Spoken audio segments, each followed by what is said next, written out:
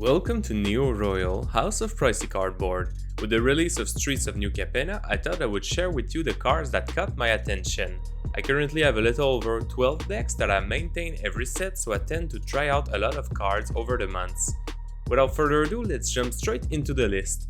I have two commanders that are the exact color combination from the set, so we'll start with these. Arcades, the bent elder dragon that cares about defenders, and there's 3 pretty good cards for him in this set. Rigo, Streetwise Mentor, the best of the 3, seems like a very efficient draw engine when you run a bunch of 0 power creatures. If I'm not mistaken, he will trigger for each opponent, so with a big enough board, that's 3 free cards.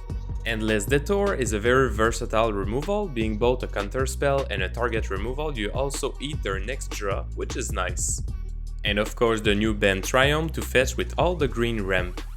My second Unshard team is one of the crime lords himself, Jetmir, Nexus of Revels. This list I'm currently playing had no cards beside Jetmir from New Capenna, so I will start by adding these 3. Jennifer is first of all Jetmir's second, so by flavor only it would seem very bad to not include her. She can also turn any 1/1s I make into either a 2/2 with Ace or a 3/1 with Vigilance. Seems decent at the very least. I'm sure Ren and Siri players out there will make great use of this card. I had to read Rabble Rousing a couple of times to make sure I read it correctly, but this card feels like a very easy way to fill up your board even if you ignore the Hideaway 5. If you have a token doubler on board, you'll get a bunch of creatures, maybe even turn them into daggers with Ginny, and then a free spell paying for your initial 5 mana investment. Finishing my Jetmir tweaks once again with the Triumph. From the same Hideaway cycle as Rabble Rousing, the black one seems very decent in a CDC deck. You get a mill trigger every turn, which by itself is worth something, and then you get a free spell down the line. Another card that caught my attention for CDC was Topiary Stumper. It's ramp on a creature and he's massive if you compare it to his alternative Forever Elf. For Vadrak and Magda, we have another trio of cards. There might not be Jeskai cards in this set, but we have treasures and vehicles, so that's basically the same thing.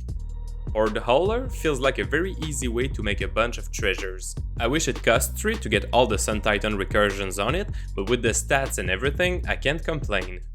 Another sweet vehicle is Unlicensed Hearse. For those who played with us, you know we value Graveyard Hate a lot in the House of Pricey Cardboard. This will keep some decks in check, and then I can mutate Vadrak on it to maybe take somebody out in commander damage. Crew 2 is also where I try to aim my crew for Magda.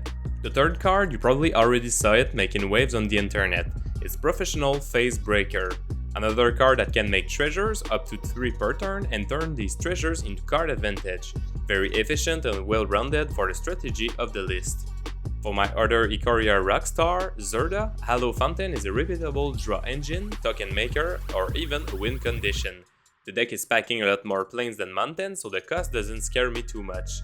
The untap, however, is not really useful for the deck, sadly. Another great repeatable draw engine is Rumor Gatherer. With Zerda often creating tokens for a single white mana, this seems like a great card to draw at least 2 cards per turn cycle. For my definitely not a Kalia deck, we got a new low-costed angel, Gaiada, Font of Hope. Gaiada has flying, which makes her great to farm with Tymna, and later games she scales with all the angels and packing. Seems like a great addition. Glittering Stockpile could have went in Vadrak, but I don't think it will make the cut. It's a really interesting mana rack because you don't have to pick between using your ramp and scaling up for a later game, like the old storage lands, so maybe this could work in a deck with a high angel and demon curve. For my Eurico list, Shadow of Mortality.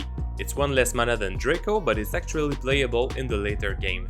As much as it saddens me to remove the classic 16 CMC Dragon, this seems like a straight upgrade. Shakedown Heavy does not fit any of my decks, but I thought of Kelly's Gisa because it's 6 power for 3 mana, with actually no downsides compared to the demons we used to run in the list.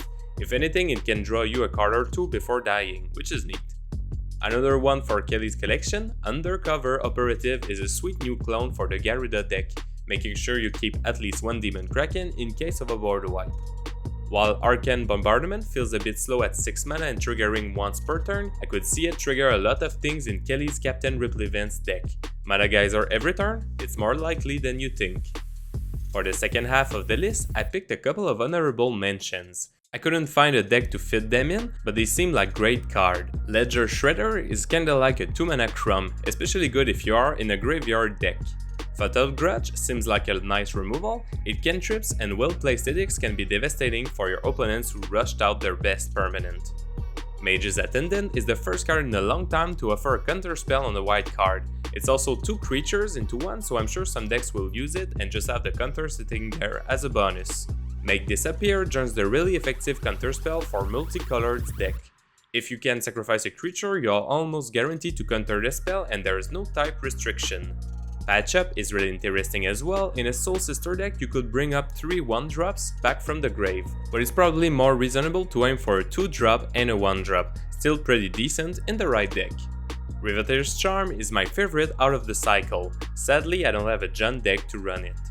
Sanguine Spy is a very worthy card. It's like a sack outlet for a generic, which is good. It lets you basically surveil 1, which is good as well. 2 keywords to boot and a draw engine once you have a good amount of cards in the bin.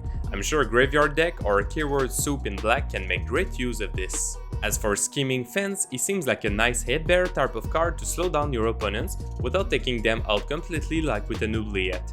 If you play against a lot of commanders with activated abilities, this could be a great meta pick. Lastly, Stick Fingers feels like it's doing so much for a single mana. If Menace on your commander sounds interesting, I would try this out.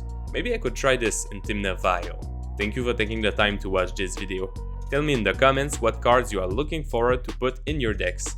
Take care and we'll see you very soon.